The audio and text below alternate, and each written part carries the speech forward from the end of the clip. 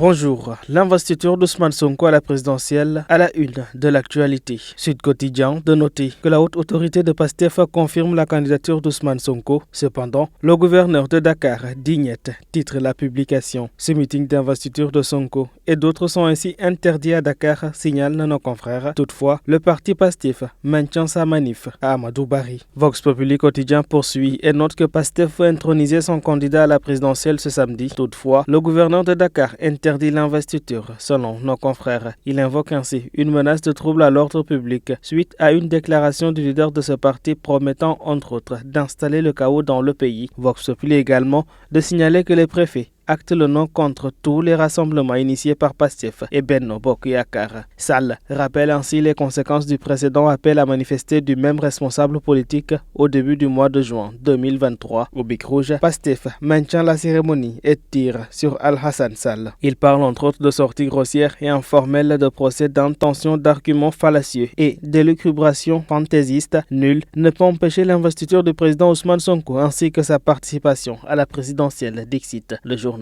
Le Témoin quotidien de témoigner de la détermination des patriotes. Interdit des manifestations populaires par le gouverneur, PASTEF investit Ousmane Sonko à huis clos. Dans les colonnes de nos confrères, l'on nous informe que plus de 1600 délégués des 46 départements et 8 circonscriptions de la diaspora font de Sonko le candidat de PASTEF pour 2024. Sonko, heure d'investiture, titre l'Observateur quotidien. Pour sa part, nul ne peut donc empêcher ce dernier d'être investi. Sonko fera d'ailleurs une déclaration ce soir. Pendant ce temps, Enquête quotidien revient sur la présidentielle de 2024 et Benno Bokk Yakaar. L'obsession du candidat du consensus, c'est le titre qui barre la une du journal. BBY est ainsi suspendu au choix du chef de l'État Macky Sall attendu aujourd'hui. Critique quotidien de son côté note qu'après avoir sondé ses alliés et mis à niveau son camp politique sur son retrait stratégique de la course à la présidentielle, l'heure est venue pour le président sortant de valider le candidat pouvant porter les chances de la coalition présidentielle. Silence,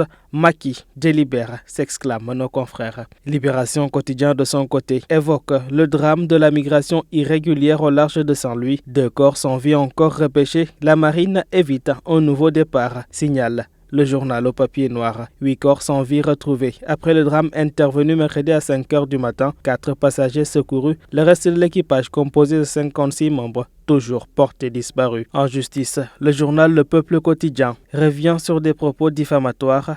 Le journal au papier bleu de noter qu'Adji Sarr porte plainte contre Atepa, l'architecte, et ainsi convoqué jeudi 10 août au tribunal correctionnel. L'ex-masseuse lui réclame entre autres la coquette somme de 50 millions de francs CFA à titre de dommages et intérêts. Ainsi va donc la presse du jour. À toutes et à tous, une très bonne lecture.